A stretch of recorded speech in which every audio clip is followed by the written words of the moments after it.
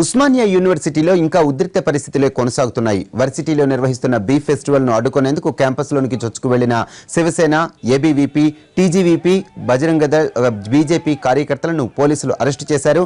అనంతరం వారిని స్థానిక పోలీస్ స్టేషన్లకు తరలించారు. ఎన్సీసీ గేట్ దగ్గర పోలీసులు భారీగా మోహరించారు. వర్సిటీ విద్యార్థులను తప్ప మిగతా వారిని లోపలికి వెళ్లడానికి అనుమతించడం లేదు.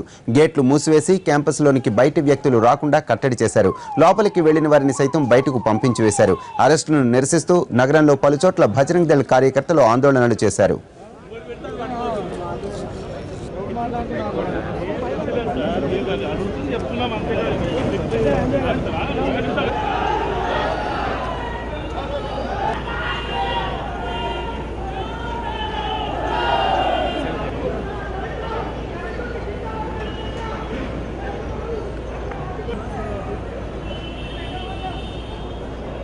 సమస్యలు దాని సమస్యలు పరిష్కరించాలి.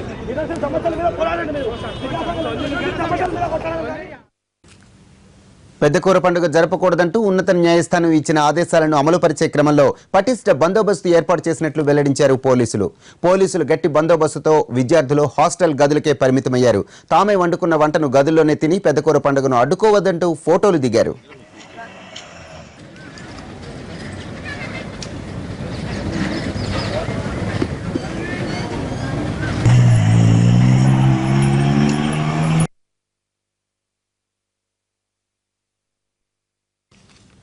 ఓయూలో బీ ఫెస్టివల్ ను ఎట్టి పరిస్థితుల్లో జరగనివ్వమని చేసిన వ్యాఖ్యలపై ఉదయం గోషామహల్ ఎమ్మెల్యే రాజాసింగ్ ను ఆయన ఇంటి వద్దే అదుపులోనికి తీసుకున్నారు. దీంతో అక్కడ తీవ్ర ఉద్రిక్త పరిస్థితులు నెలకొన్నాయి.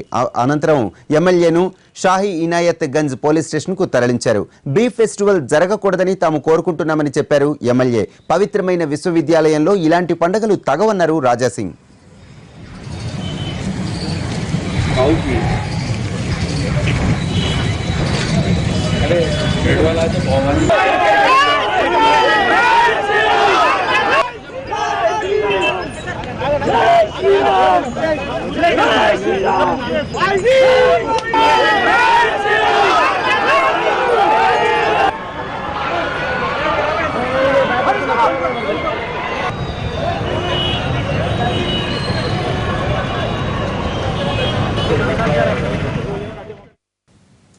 వర్సిటీలో బీ ఫెస్టివల్ జరగనివ్వమంటూ ఓయూలోనికి చొచ్చుకు వెళ్లే ప్రయత్నం చేశాయి పలు విద్యార్థి సంఘాలు. దీంతో వారిని అదుపులోనికి తీసుకుని స్థానిక పిఎస్ కు తరలించారు పోలీసులు. మరోవైపు ఎన్సీసీ గేట్ దగ్గర కొంతమంది ఆవును తీసుకొచ్చి పూజ చేసేందుకు ప్రయత్నించడంతో పోలీసులు వారిని అరెస్టు చేశారు.